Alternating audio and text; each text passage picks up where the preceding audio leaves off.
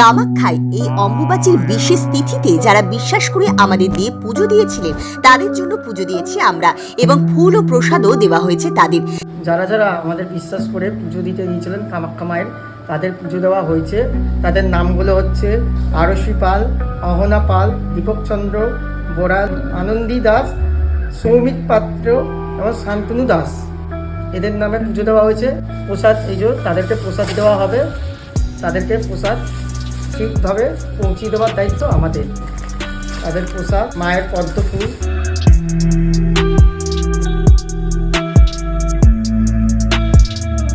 তাই যারা বিশ্বাস করে আমাদের দিয়ে পুজো দিয়েছিলেন তারা মা কামাখ্যার কাছে পুজো দিতে পেরেছেন এবং মায়ের আশীর্বাদও লাভ করতে পেরেছেন।